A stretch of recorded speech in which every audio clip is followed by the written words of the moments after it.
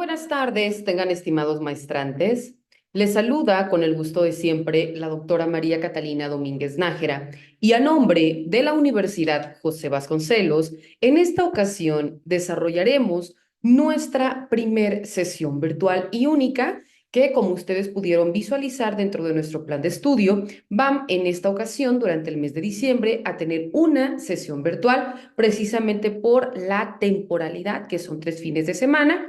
Entonces, en este fin nos corresponde llevar a cabo la sesión y en el siguiente fin de semana recuerden ustedes que tienen como fecha límite de entrega el sábado 21 de diciembre para que puedan ustedes hacerme llegar sus dos actividades, así como también sus comentarios en el apartado de foro.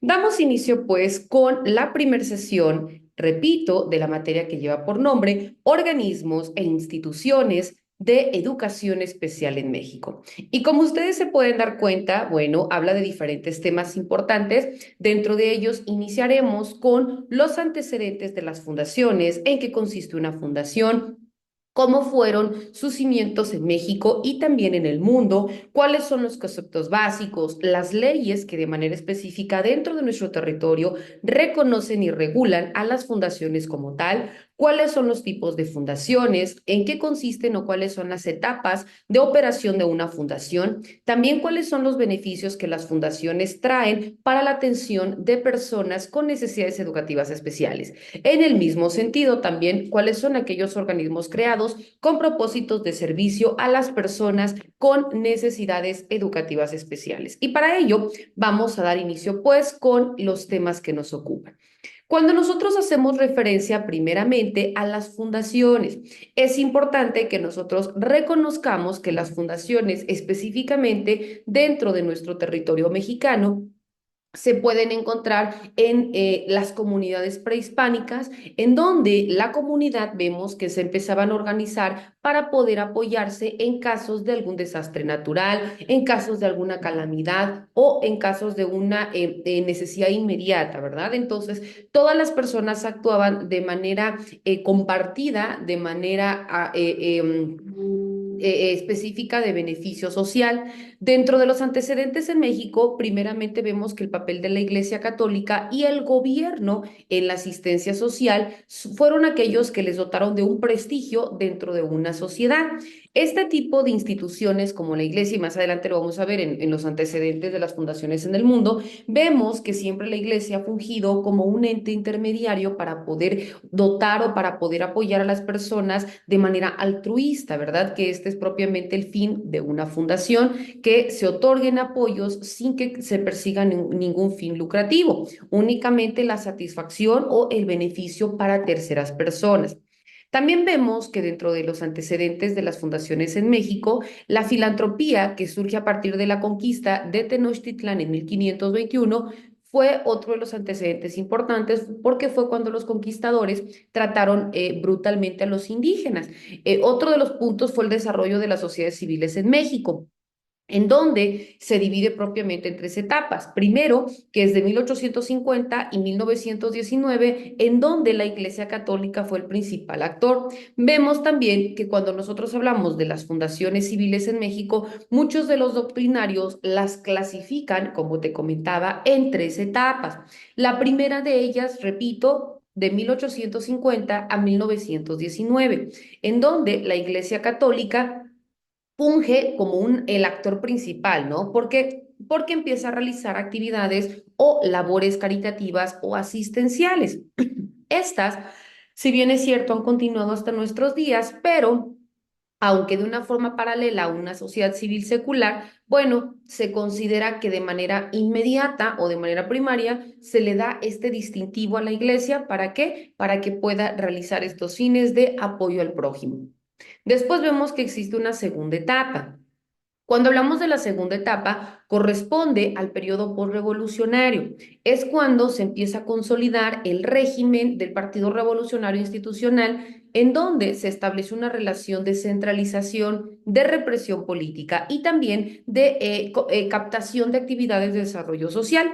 Entonces, muchos indican que a este periodo dentro de la segunda etapa se puede indicar que es más que nada la cuestión de fundaciones como un arreglo institucional postrevolucionario que realmente, debido a este tipo de circunstancias, no permitió que éstas se continuaran desarrollando, ¿verdad? Entonces, ya no tenía una participación genuina en la sociedad o la ciudadanía. ¿Por qué? Porque el Estado, por conducto del partido, donde ya empiezan a institucionalizar las cosas, pues ya querían que no fuese de manera inmediata entre las sociedades o los individuos con la persona que necesitaba el apoyo, sino más bien que todo tenía que ser canalizado hacia el Estado y luego el Estado redireccionara como considerara mejor el beneficio. Y por ello, pues muchas personas no estuvieron de acuerdo porque, repito, decían que cómo iban a tener un control o cómo iban a saber si realmente el fin último estaba siendo satisfecho. Es decir, cómo yo como individuo voy a otorgar o voy a enviar este recurso, se me ocurre, ¿no? Para apoyo a grupos marginados o para apoyo a la educación o a la cultura o para personas con un tipo de discapacidad. No lo sé, porque recordemos que las fundaciones persiguen diferentes tipos de fines, ¿verdad? Entonces, bueno, dependiendo del fin por el cual yo quiero constituir o crear una fundación, o en su defecto, que quiero únicamente otorgar un recurso y que sea alguien más de los fundadores quien destine o quien lleve el recurso al destinatario final. Entonces el Estado podía disponer a como considerara pues más importante satisfacer una necesidad inmediata, pero repito, no puede ser de manera implícita el deseo del que otorgue el recurso. Entonces vemos que por ello se dice que durante la segunda etapa, pues permanece en una cuestión mucho más limitada el desarrollo de las fundaciones, ¿verdad? Ya que había espacio para llevar a cabo únicamente ciertas actividades, pero siempre con la venia o con la participación del poder político. Posteriormente surge la tercera etapa. Esta se da propiamente mediante el proceso de nacimiento y consolidación de la sociedad civil contemporánea, que es paralelo a la propia transición democrática. Aquí ya empiezan a existir las organizaciones no gubernamentales o las asociaciones civiles. Entonces, aquí es un momento importante o vital, ¿verdad? Porque aquí ya empieza a reconocerse primero la creación de este tipo de fundaciones, que ya no quedara a consideración del poder del Estado para disponer sobre cómo se debería accionar, ¿verdad? Tampoco que únicamente pudiese llegar algún tipo de representante, ¿verdad?, del pueblo y determinar algún tipo de acción, sino que al momento de ya crearse una institución, obviamente ya iba a tener una forma de regulación jurídica y ya no iba a quedar, repito, a voluntad de unos cuantos, sino que ya iba a ser o perseguir los fines por los cuales ha sido creado. Entonces vemos que a la par de que empieza esta tercera etapa con este reconocimiento de las organizaciones y de las sociedades, bueno, también fue momento clave para diferentes tipos de movimientos, ¿no? Ejemplo, podemos citar a la represión estudiantil de 1968, la respuesta al terremoto de 1865, el levantamiento del EZLN en 1994, entre otros. Entonces, con la llegada del Partido Acción Nacional a la presidencia hacia el año 2000, se empieza a crear una coyuntura ideal para poder reconocer o para poder identificar el surgimiento o identificar la existencia de, como dijimos, las sociedades civiles y también las necesidades de contar con un marco legal para su fundación a través de una ley que empieza con la Ley Federal de Fomento a las Actividades de las Organizaciones de la Sociedad Civil. Esta ley, sin lugar a duda, es o fue de vital importancia porque, repito, marca los límites en los cuales se debe realizar, crear, establecer la distribución del recurso que ingrese a la sociedad, cómo debe también transparentarse, etcétera, ¿verdad? Y también, sin lugar a duda, marca un parteaguas entre el Estado, la participación que iba a tener el Estado con la sociedad civil. También es importante identificar que los estados mexicanos han adoptado leyes similares para poder promover y también para poder regular las actividades de la sociedad civil a nivel local. Otro dato importantísimo, ya ahora dejando a un lado los antecedentes de las fundaciones en México, vamos a citarnos dentro del origen histórico de las fundaciones de manera mundial. Entonces, vemos que algunos doctrinarios también establecen diferentes tipos de cimientos, pero todos van encausados hacia el mismo fin, ¿verdad? Algunos autores afirman que Egipto, durante el Imperio Antiguo, que fue del año 2700 al 2200 antes de Cristo, indican que ahí es donde nace la concepción jurídica abstracta de la fundación funeraria, o también conocida como la concesión perpetua. Aquí empieza a tener un sentido jurídico o una forma de reconocimiento que permanece a lo largo de toda la historia de Egipto y puede considerarse como el antecedente de lo que hoy en día conocemos como las fundaciones. Aquí suponían el reconocimiento de lo que hoy se denomina como derecho de la personalidad jurídica y en este sentido habla también de todas aquellas expresiones referidas a la capacidad de nosotros como individuos o de los sujetos también de ser, de obtener derechos y también de tener obligaciones como condición reconocida en su favor. Entonces, aquí es no únicamente como una persona física, sino también como entidades constituidas a partir de un acto dispositivo de una voluntad de persona física. Es decir, ya no nada más vas a tener derechos y obligaciones tú como individuo, ¿verdad? Sino ahora, al momento de que ya te unes con dos o más personas, que ya se le conoce como una organización, como una sociedad, ¿verdad? Entonces, al momento de que ya constituyes una organización, en este caso una fundación, ya no vas a responder a título individual, sino que más bien, como ya va a tener un nombre, porque ya no va a ser María Catalina, sino al momento de que me una con Luis, con Carlos, con María, quizás creemos una fundación que lleve el nombre de Patitas AC, ¿verdad? Es decir, todo el recurso que ingrese a la fundación va a ser destinado a perritos de la calle o a la esterilización canina o a dotar de alimento, no lo sé, pero ya tenemos un nombre, ya tenemos propiamente este reconocimiento legal, ya tenemos el objetivo que persigue nuestra fundación. Entonces, todos aquellos derechos o todas aquellas obligaciones que emanen de la fundación ya no va a ser, repito, a título de María Catalina, ni a título de Carlos, ni a título de Luis, sino va a ser propiamente a título de la fundación tal, ¿verdad? Esto, en otras palabras, es lo que nos está indicando cuando nos dice que en Egipto ya no nada más empieza a reconocerse un sujeto de derechos y obligaciones a las personas físicas, sino ahora, como lo conocemos, también a el sujeto, pero como persona moral. También cuando hablamos dentro de la evolución histórica o de los antecedentes históricos o del origen de las fundaciones en el mundo, Ignacio Olmes Vicente, que es abogado y también que fungió como secretario general del Protectorado de Fundaciones del Ministerio de Educación y Ciencia, indica que dentro de su reconocimiento o dentro de la evolución funcional de España, establece que las fundaciones funerarias griegas en el siglo III antes de Cristo cumplían con los fines de una fundación, que eran los fines asistenciales, que debían de ser también fines educativos y que incluso también perseguían fines que eran aquellos emanados del deporte o del fomento al deporte. Después aparecen las fundaciones romanas. Estas surgen principalmente a finales del siglo I después de Cristo. Inicialmente, y tienen su partida como forma de fideicomisos, sin olvidar también que existían las fundaciones religiosas de la antiquísima tradición canónica, en donde se trataba de combatir la pobreza. Como más antigua, se cita también las fundaciones en España. Ignacio Olmos también suele reconocer la creación en el siglo segundo de una fundación en Sevilla por una matrona romana que empieza a dotar con su propio patrimonio y lo disponía para alimentar y también para instruir anualmente de 700 a 800 personas, principalmente o inminentemente que fuesen niños y niñas en condición de pobreza. Entonces vemos como también aquí empieza a existir este proceso de reconocimiento y de evolución a lo largo del mundo de apoyo a las personas más necesitadas. Esto, repito, sin requerir absolutamente nada a cambio, simplemente como una labor altruista.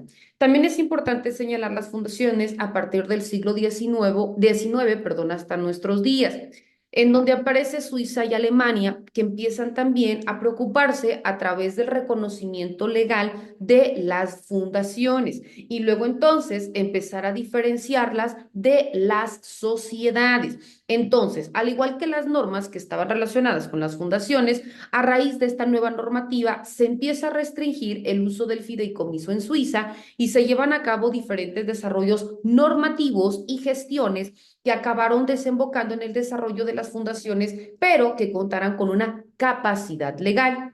Para el año de 1926, el Principado de Liechtenstein tuvo una participación muy activa en la definición de las instituciones legales.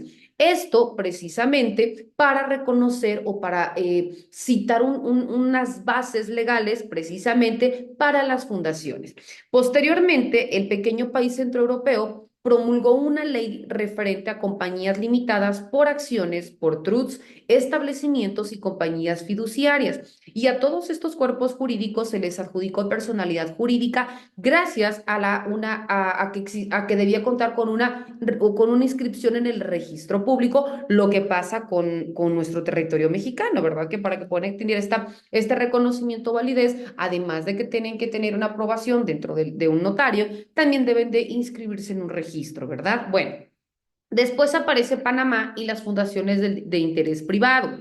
La República de Panamá introdujo dentro de su marco normativo la figura de fundación de interés privado mediante la Ley 25 del 12 de junio de 1995. Y esto lo hizo como respuesta a la popularidad con la que gozaban las fundaciones de Liechtenstein. Esta ley panameña se centraba en el registro, en la modificación y en la finalización de fundaciones. De igual forma, las fundaciones de interés privado, que se les conocía por sus siglas FIP en Panamá, si bien es cierto, no se capitalizaron únicamente de una fuente, sino más bien estuvieron inspiradas por diferentes corrientes ideológicas que motivaron incluso la promulgación de una nueva ley de fideicomiso en el año de 1984. También, sin lugar a duda, tuvo un influjo de determinados elementos de los trusts en consonancia con la Convención de la Haya de 1985. Otro aspecto importante para citar dentro de las fundaciones en el mundo fue que también tuvieron su origen histórico, repito, que remonta de la antigua Roma, donde, como ya hemos dicho, surgen a finales del siglo I después de Cristo, y a partir de ese momento las fundaciones se constituían como fideicomisos y tenían un carácter religioso. A lo largo de la historia vemos pues que las fundaciones han desempeñado, si bien es cierto, diferentes tipos de papeles, pero el más importante es en beneficio social, especialmente en cuanto a la lucha por la protección de los más pobres y desprotegidos. Y vemos que en nuestra época moderna las fundaciones han evolucionado para poder adaptarse a todas aquellas necesidades que la propia sociedad va demandando y han ampliado su alcance a causa como la protección del medio ambiente, como la promoción de los derechos humanos, etcétera, ¿no? Adicional a los rubros o las ramificaciones que también se venían desarrollando dentro de años anteriores, ¿no? Como por ejemplo combatir la pobreza, el analfabetismo, en favor del deporte, de la cultura, etcétera, ¿verdad? Algunos antecedentes también de las fundaciones fueron, por ejemplo, en Roma, que surgen a partir del siglo I después de Cristo y se constituyen como fideicomisos. Las fundaciones religiosas que tenían una tradición canónica más antigua y que se dedicaban a la lucha contra la pobreza. Las fundaciones en Sevilla en el siglo II, como ya dijimos, con una matrona que crea una fundación en Sevilla que permitía alimentar e instruir a niños y niñas pobres. Y también las fundaciones in the Free Towns, que surgen a finales de la Edad Media y eran operadas por ciudadanos laicos independientes de la Iglesia. Otro punto importante a citar dentro de este tipo de fundaciones o dentro de las fundaciones como tal, es sin lugar a duda los centros o el carácter de las fundaciones. Pero para ello, primero tenemos que partir acerca del reconocimiento o del significado de fundaciones.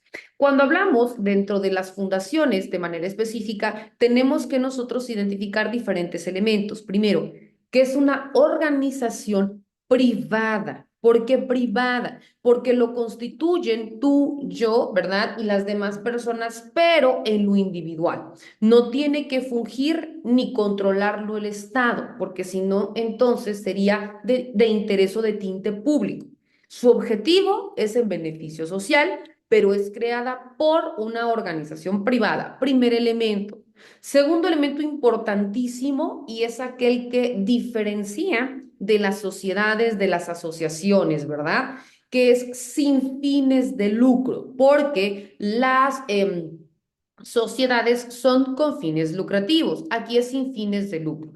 Todo lo que nosotros como fundadores o como personas que trabajemos dentro de la fundación va a ser sin recibir ningún tipo de remuneración, salvo aquellos casos, repito, que contratemos a personal para que preste sus servicios en favor de nuestro objetivo, pero nosotros no vamos a cobrar nada.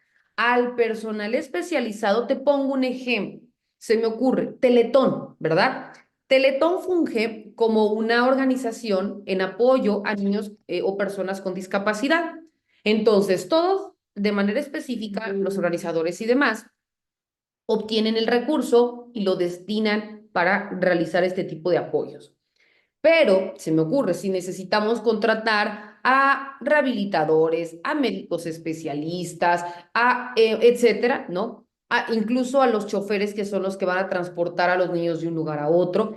Estas personas que ya están prestando un trabajo, realizando un trabajo, ellos sí van a cobrar un sueldo, pero nosotros como creadores de las fundaciones no. Por eso se dice que otro de los lineamientos o de los elementos de las fundaciones es que es sin fines lucrativos.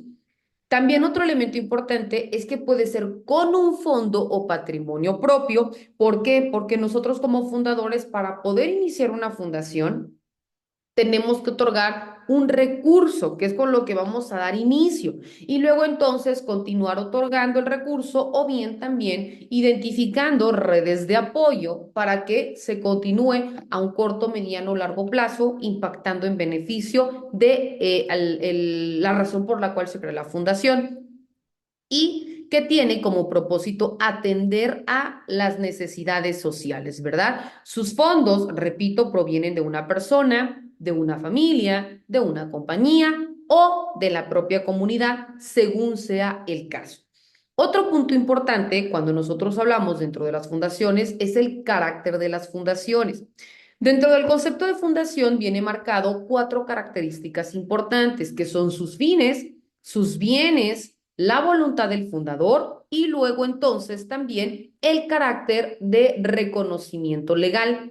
Cuando hablamos de los fines es precisamente la satisfacción de las necesidades de terceros, ¿verdad? Poniendo fundamentalmente el acento dentro del apoyo a los grupos en condición de pobreza, en condición de marginación, en condición de vulnerabilidad, entre otras, ¿no? Entonces, este fin va a ser el alivio de la humanidad doliente, ya sea de enfermedades comunes, de atención a las personas que menos tienen, de apoyo a la cultura, etcétera, ¿no? Ya que si bien es cierto, no le estamos quitando la obligatoriedad que tiene el Estado de atender estos grupos en condición de minoría, pero pues también sabemos que no se alcanza a impactar a toda la población. Entonces, precisamente las fundaciones son para coadyuvar o contribuir a que haya mayores beneficios o para que existan menos personas que resientan este tipo de necesidad. Ahora, dentro de del segundo carácter de la fundación son sus bienes. Los bienes se dice que deben ser suficientes para que todo aquello que necesiten como rentas, como evolución, como gastos, etcétera, se puedan cumplir. Entonces, dentro de una adecuación entre fines y rentas, también es frecuentemente que se tenga con unas cuentas numerosas o con la creación de cuentas bancarias para poder continuar captando el recurso, porque se me ocurre, si estamos rentando un establecimiento, además del recurso que tiene que ir dirigido, no sé, por ponerte un ejemplo, ¿no? El apoyo a niños o para la adquisición de prótesis, de aparatos ortopédicos, ¿no? Prótesis de piernas, aparatos auditivos, sillas de rueda, bastones, andaderas, qué sé yo. Aparatos que necesitan las personas con algún tipo de discapacidad, pero no lo puedo tener en mi casa. Entonces quizás rentemos un espacio pequeño, pero por el simple hecho que tengamos este tipo de aparatos dentro de este lugar, bueno, pues quizás se tenga que pagar un concepto de renta, ¿no? Entonces, aquí es cuando podemos, aparte de lo que estamos adquiriendo, aparte de que obviamente se tiene que entregar de manera inmediata a los beneficiarios, pero quizás dejamos una red de apoyo y lleguen demasiado los productos. Entonces ya tengamos una población impactada en beneficio, pero hay otros tantos que queden como excedentes y que también nosotros tenemos que ampliar nuestra cobertura o ampliar el impacto poblacional. Entonces, en lo que nosotros identificamos propiamente cuáles son o quiénes son los beneficiarios inmediatos, entonces tenemos que tener bajo resguardo este tipo de aparatos. Entonces, aquí son otro tipo de gastos que de manera inmediata no lo van a obtener las personas que necesitan del apoyo, pero que sí se tiene que desviar esta cantidad de recursos para poder generar este pago de renta, lo mismo si hablamos de luz, lo mismo si hablamos de agua, no lo sé. Se me ocurre cuando tengamos una fundación que va a impactar a mujeres víctimas de violencia, ¿no? Pero prestando únicamente la asesoría legal o el acompañamiento legal. No le vamos a dar nada en especie, pero sí vamos a llevar su proceso jurídico. Entonces necesitamos forzosamente tener instalaciones como un despacho para atender a las personas. Entonces ahí se puede gastar agua, luz, la renta, ¿verdad? Entonces aquí sí hay un recurso que se tiene que cubrir para este tipo de gastos, ¿no? Bueno, vemos, por ejemplo, que estos dentro de otros elementos entran dentro de los bienes o cómo se va a distribuir el recurso para llegar a el objetivo deseado. También otro elemento es la voluntad del fundador. Cuando hablamos de la voluntad del fundador es propiamente cuando se cumple con el objetivo o el fin por el cual se crea la fundación. Ejemplo, si nosotros hablamos que estamos creando una fundación, pero apoyo a la educación, se me ocurre, ustedes ven que incluso los bancos también pueden entrar como este tipo de canales o vínculos para crear una fundación, ¿no? A veces vamos al cajero y retiramos N cantidad de dinero y te dice, deseas apadrinar a tal, ¿no? Bécalos, ¿no? Entonces, aquí ya estamos, por más mínimo que sea el apoyo, pero ya está redireccionándose ese recurso para tal persona, para que continúe dentro de su proceso formativo. Entonces, aquí la voluntad del fundador es precisamente que el recurso que se capte se destine de manera íntegra hacia este objetivo en específico. Que no vaya a ser que, por ejemplo, su origen es en la educación, pero ahora, bueno, vamos a desviar este poquito para cultura, ¿no? Va enfocado quizás de manera uniforme, porque es de manera integral, pero inmediatamente no es la educación. Entonces, no sé si me explico. Aquí estamos hablando, pues, que las fundaciones deben de cumplir con la voluntad del fundador y no porque sea algo impuesto, sino porque al momento que se realiza el acta constitutiva, ahí se establece cuál va a ser el objetivo o el objeto de nuestra fundación y no podemos estarlo cambiando. También se debe, dentro de la voluntad del fundador, repito, determinar los fines, nombrar a los patronos y establecer las normas de funcionamiento. Y como último elemento debe estar reconocida por la ley. Cuando hablamos del reconocimiento legal, es uno de los factores convertidos que tiene o participaciones que tiene el Estado para poder otorgarles una valía o una serie de derechos y obligaciones a las fundaciones y a través de esto se les reconoce una personalidad jurídica. Dentro de estas cuatro características son aquellas vitales para que una fundación pueda operar como tal. Cuando nosotros hablamos de las fundaciones también es importante citar los conceptos básicos de la fundación. Repito, las fundaciones son estas organizaciones, como ya hemos dicho hace rato, organizaciones privadas sin fines lucrativos que se dedican a perseguir el objetivo de interés social, es decir, beneficiar a las personas que más lo necesiten en los diferentes factores. Y no nada más a las personas. Vemos que también es a la protección al medio ambiente, el cuidado del agua, se me ocurre en apoyo a los animales, no lo sé. Ya se amplía el abanico de atención o de impacto del recurso que se puede captar dentro de la fundación. Otro elemento que es importante es el patrimonio. Las fundaciones cuentan o deben contar con un patrimonio inicial, con una dotación fundacional, que ésta se va a destinar a la realización de los fines. Los objetivos. Otro elemento importante es que cuando se crean las fundaciones se deben enfocar a atender todas aquellas necesidades que la rama o que el rubro específico que está tomando se comprenda, ¿no? Por ejemplo, hay necesidades sociales, hay necesidades culturales, hay necesidades educativas, hay necesidades medioambientales, ¿no? Entonces, primero tienes que focalizar dónde vas a impactar. Después de esto, ¿cómo vas a impactar? ¿Qué quieres, verdad? Se me ocurre, hablo de la educación. ¿Qué quieres, no? Quizás otorgar dentro de la educación, conceder útiles escolares, o dentro de la educación tú quieres apoyar a un niño porque quizás tiene que ir a trabajar porque no tiene el recurso para poder acudir a una institución, entonces dotar, no sé, de despensa o de un recurso económico, por cuánto tiempo, cada cuánto, o sea, dentro de cada rubro que tú identifiques o el que sea el idóneo para tu fundación, tienes que empezar a desmembrar hacia dónde tú quieres encauzar dentro de este mismo eje, ¿verdad? Para que en el trayecto pues no nos perdamos al momento de estar solicitando el apoyo, tejiendo redes y a su vez impactando, ¿verdad? También, otro elemento importante son los órganos de gobierno. El órgano de gobierno de una fundación es el patronato.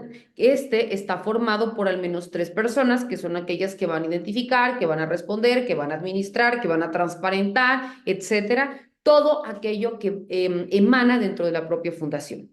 Otro elemento importante son los estatutos, ya que sin lugar a duda vemos que así como existen estas leyes, bueno, pues los estatutos son estas cuestiones internas. Entonces, las fundaciones se rigen por sus estatutos en donde recogen los fines y también en donde se establece aquello que debe seguir la voluntad del fundador y que tiene que ir emanado o de acuerdo a la ley. También otro elemento importante son las fuentes de ingresos.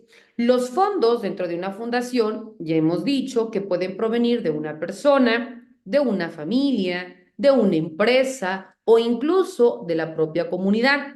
Y también la propia fundación puede generar sus propios ingresos. Se me ocurre que dentro de las personas que estamos impactando, vemos que quizás tienen estabilidad o desarrollo, no sé, en el tejido.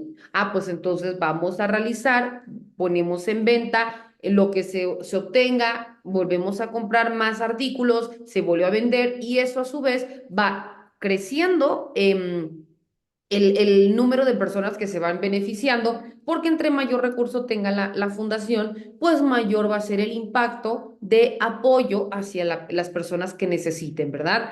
Otro elemento también importante es el uso de los bienes. Todos los bienes dentro de una fundación se deben utilizar, repito, en beneficio de los programas por los cuales fue creada la fundación, es decir, de los rubros a los cuales nosotros queremos impactar o queremos beneficiar. Otro aspecto importante también dentro de las fundaciones es cómo funciona, cómo se crea. Bueno, dijimos que las fundaciones son estas organizaciones sin fines de lucro y también benefician a colectividades, que puede ser una persona o a colectividades de personas. Entonces, las fundaciones tienen una estructura organizativa y que ésta puede variar dependiendo el tamaño de la fundación y sus objetivos específicos. Cuando hablamos específicamente dentro de las fundaciones, repito, su funcionamiento puede ser democrático, es decir, asambleario, aunque con características diferentes específicamente en cada fundación. El tamaño de su asamblea lo va a determinar el número de socios o el tipo de personas que la forman, los fines que persigue y esto va a ir motivando a que la asociación o fundación se ajuste a las necesidades que en un momento dado se vayan desarrollando. El funcionamiento óptimo, bueno, es siempre y cuando se cumpla con los estatutos o con las leyes o reglamentos establecidos y que luego entonces vaya desarrollándose, vaya beneficiándose o impactando hacia la colectividad. Cuando nosotros hablamos dentro de nuestro territorio nacional, es importante primeramente que reconozcamos que dentro de nuestras leyes en México que regulan a las fundaciones, primeramente, como todo, debe de tener un soporte en la Constitución, porque recordemos que la Constitución es nuestra base, por ello su nombre, ¿verdad? Ley suprema. Entonces, las fundaciones tienen su reconocimiento legal en México, primeramente en la Constitución Política de los Estados Unidos Mexicanos, que si bien es cierto, de manera literal, no hace referencia a las fundaciones, pero sí indica que existen leyes que regulen su funcionamiento. Dentro de ellas se encuentra la Ley Mexicana de Instituciones de Asistencia Privada para en aquel entonces denominado Distrito Federal hoy Ciudad de México, en donde se define a las fundaciones como personas morales que se constituyen con bienes privados para realizar actos de asistencia social. También dentro de otra ley, que es la Ley sobre Fundaciones y Asociaciones de Beneficencia Privada. Esta establece que las donaciones o los legados que no se constituyan como fundaciones se regirán por el derecho civil y por las leyes administrativas. En caso de que una fundación se cree por testamento, entonces los herederos, los albaceas o el patrono designados por el testador deben informar al Ejecutivo sobre la disposición testamentaria. Entonces, vemos pues cómo empiezan a partir de nuestra Carta Magna a reconocerse la importancia de una fundación y la necesidad de que existan leyes supletorias que vayan a regular de manera específica todo aquello que emane desde el origen, desde la creación, desde la validez, desde el reconocimiento, etcétera, de una fundación. La Ley Mexicana de Instituciones de Asistencia Privada, como dijimos hace rato, para el Distrito Federal o Ciudad de México, repito, establece la existencia de las fundaciones. Para poder crear fundaciones dentro de nuestro territorio, es necesario primero, repito, inscribirlas en un registro que se le conoce como el Registro Federal de Organizaciones de la Sociedad Civil. Recordemos que cuando hablamos de sociedades, estas se inscriben en el registro público de la propiedad y del comercio. En tanto, repito, que las fundaciones en México se inscriben en el registro federal de las organizaciones de la sociedad civil y cuando ya han sido inscritas y han cubierto todos los requisitos para que puedan operar como tal, el registro federal les va a conferir una clave única de inscripción que se le va a conocer como CLUNY, que es aquella en donde estará o contará los dotará de personalidad jurídica, tendrán derechos, pero también tendrán obligaciones emanadas de su constitución, ¿verdad? En el Código Civil se establece que la fundación es una persona civil con derechos y con obligaciones dentro de los límites trazados por el fundador y también por el objeto de la fundación. Dentro del patrimonio de las fundaciones legalmente constituidas es inviolable y el Estado no puede ocupar sus bienes, es decir, no va a tener ningún tipo de participación dentro de la fundación. Ahora, cuando nosotros hablamos específicamente dentro de las fundaciones, es importante también identificar que existen diferentes tipos de fundaciones. Cuando hablamos de las fundaciones, entre ellas se encuentran algunas que son emanadas de las fundaciones en ingeniería civil y la que a nosotros nos interesa o nos ocupa, que son las fundaciones como organizaciones sin fines de lucro. Dentro de esta segunda clasificación, repito, que son las organizaciones como fundaciones como organizaciones sin fines de lucro, vemos que estas tienen como propósito beneficiar de manera directa, duradera, a las personas como colectividad, ¿verdad? Algunos tipos de fundaciones como organizaciones sin fines de lucro pueden ser fundaciones familiares, pueden ser fundaciones corporativas, pueden ser fundaciones bancarias o también pueden ser fundaciones independientes. Cuando nosotros hablamos dentro de estas fundaciones, también pueden clasificarse tomando en cuenta el origen de los fondos, tomando en cuenta el patrimonio propio, tomando en cuenta la toma de decisiones, tomando en cuenta si operan o no con programas propios o también tomando en cuenta las actividades que van a realizar. Por ejemplo, tenemos a las fundaciones que se denominan como fundaciones comunitarias. Cuando hablamos de las fundaciones comunitarias, operan en donde la fundación Donante organiza de manera independiente, de manera autónoma, de manera privada y sin fines de lucro, y que esta va a ser dedicada a atender las necesidades críticas de una comunidad en específico y por tanto a elevar sus condiciones de vida. Esto, repito, de toda la comunidad. Por tanto, va a promover una corresponsabilidad ciudadana, solidaria y subsidiaria en la que todos de manera organizada contribuyan o sumen a la solución de los problemas. Entonces, esta comunidad o este tipo de fundación comunitaria, sus características esenciales son la experiencia laboral, el liderazgo comunitario y la atención personalizada, es decir, que todos vamos a contribuir para que de manera conjunta, paralela y organizada vayamos obteniendo una mejora en nuestra condición de vida. Existen también las fundaciones empresariales. Estas se constituyen desde empresas lucrativas como entidades independientes, por ejemplo, Televisa, ¿no? Televisa, por supuesto, que es una empresa con fines lucrativos y tiene sus propios patrocinadores como Herdes, como Lala, como, no sé, todas aquellas empresas que trabajan y que aportan. Pero también la empresa generalmente da contribuciones anuales a una fundación o crea una fundación que comúnmente lo hace o su objetivo es evadir impuestos, ¿no? Ya que lo que va a pagar en impuestos ahora lo redirecciona a la fundación y es precisamente este el fin. Aquí, por ejemplo, vemos Televisa crea la Fundación Teletón, entonces en lugar de contribuir de manera al pago de impuestos, pues lo redirecciona a este sector. Entonces, aquí vemos, repito, que da esta contribución anual o a la fundación para su programa de donativos y mantiene un pequeño patrimonio propio dentro de la fundación para que en algún momento cuando no tenga un recurso, pues pueda hacer uso de él, ¿no? Entonces, este apoyo, pero vemos que de manera, llamemos, un tanto, no tan transparente, pero si en algún momento yo lo necesito porque estoy a punto de irme a quiebra, un recurso, bueno, puedo tomar una parte del recurso etiquetado para la fundación, pero esto es en caso extremo. Después pueden operar las fundaciones familiares. Estas son creadas con los donativos, puede ser de un individuo, puede ser de una familia o puede ser de un grupo de individuos para financiar instituciones no lucrativas. Este tipo de fundaciones generalmente son manejadas por el donante, por la familia del donante o por un staff asalariado, un banco o alguna entidad designada por el donante. Las decisiones las toma el patronato o el consejo que generalmente está constituido por el donante o por la familia de este, por los fiduciarios asociados o por otros que también se tomen en cuenta al inicio de la constitución de la fundación. Las mayorías de las fundaciones familiares tienen un patrimonio inicial y hacen sus donativos de los rendimientos que obtienen al poder invertirlo.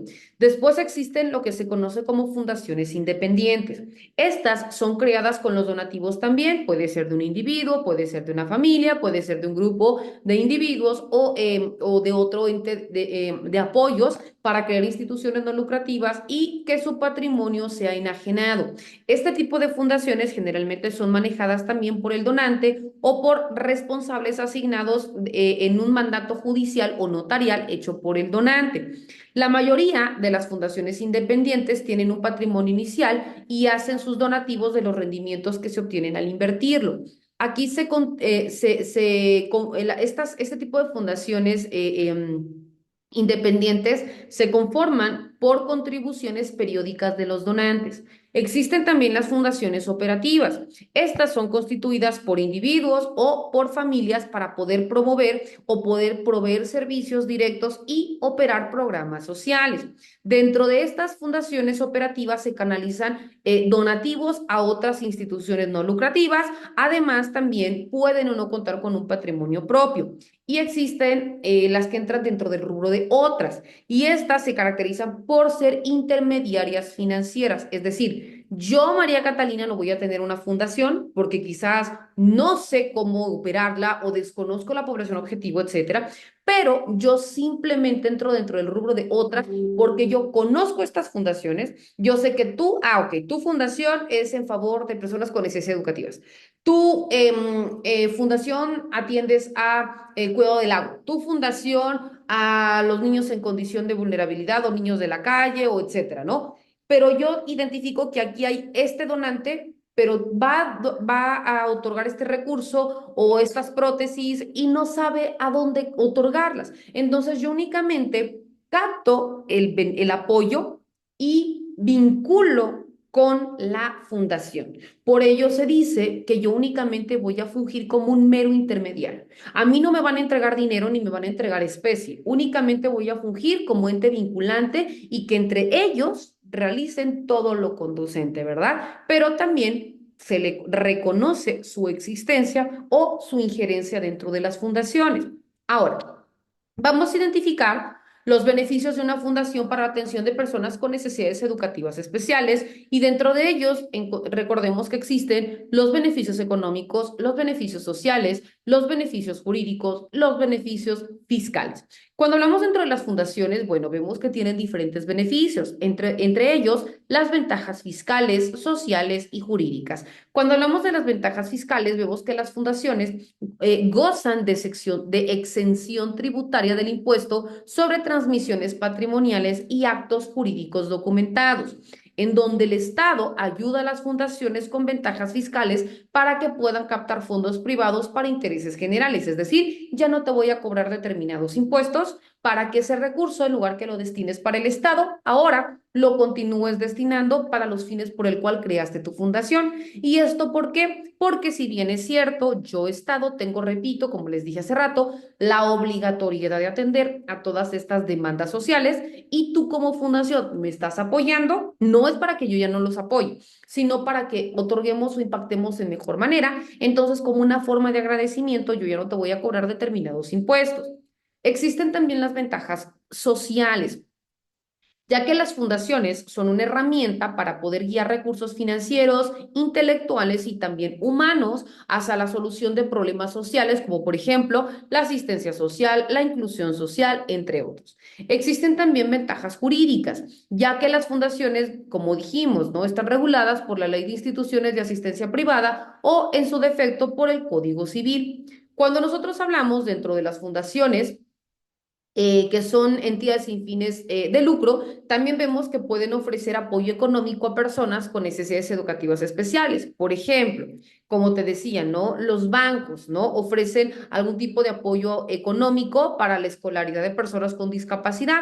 Entonces, la educación especial puede contribuir a una inclusión social y laboral de las personas con necesidades educativas especiales. Y algunos de los beneficios educativos o dentro de la inclusión o la educación inclusiva son los niños con necesidades educativas especiales, pues vemos que se ausenten menos, desarrollan mejores habilidades en lectura y matemáticas, es más probable que tengan empleo y que continúen con sus estudios después del bachillerato y también contribuye a construir sociedades, mucho más justas y por consiguiente mucho más inclusivas.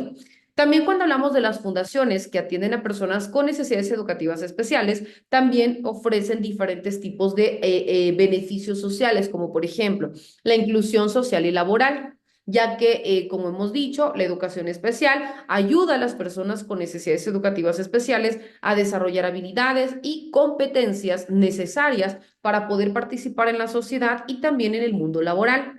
Fomenta una educación inclusiva, ya que la educación inclusiva mejora el rendimiento académico de los estudiantes, fomenta la tolerancia y el respeto a la diversidad y también prepara a los estudiantes para vivir en una sociedad inclusiva. También otro elemento importante es un desarrollo integral, ya que los centros de educación especial pueden ofrecer atención personalizada y un enfoque dentro del desarrollo integral de los estudiantes.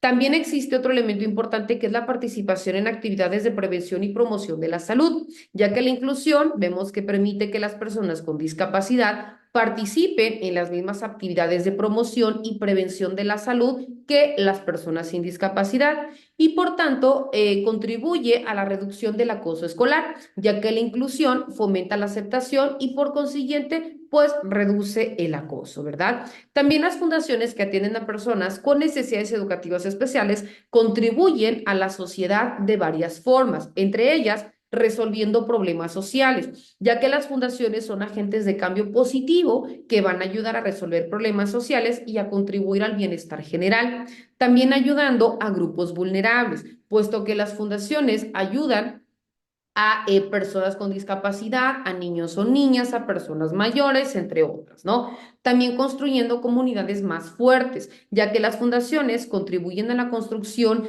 saludables y también de comunidades equitativas. Por tanto, la educación inclusiva, que es la atención a la diversidad, tiene muchos beneficios para los estudiantes y para las sociedades. Dentro de ello, repito, promueve el respeto y la tolerancia hacia la diversidad, mejora el rendimiento académico de los estudiantes, fomenta la empatía y la comprensión, prepara a los estudiantes para participar plenamente en la vida social, en la vida económica y en la vida cívica, mejora las habilidades sociales y enriquece el ambiente de aprendizaje, ¿no? Otro punto también importante que nosotros debemos de tomar en cuenta es que los organismos creados con propósitos de servicio a las personas con necesidades educativas especiales.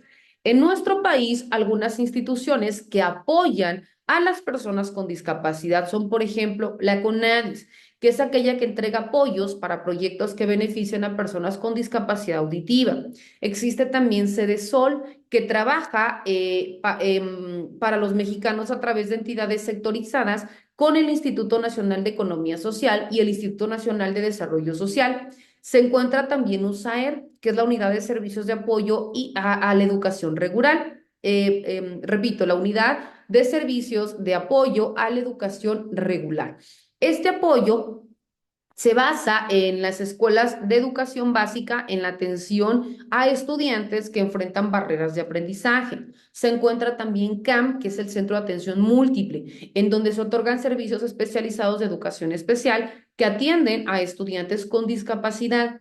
Y se encuentra también el UDEI, que es la Unidad de Educación Especial y Educación Inclusiva, que contribuye también con las escuelas a garantizar que todos los alumnos puedan participar independientemente de sus condiciones.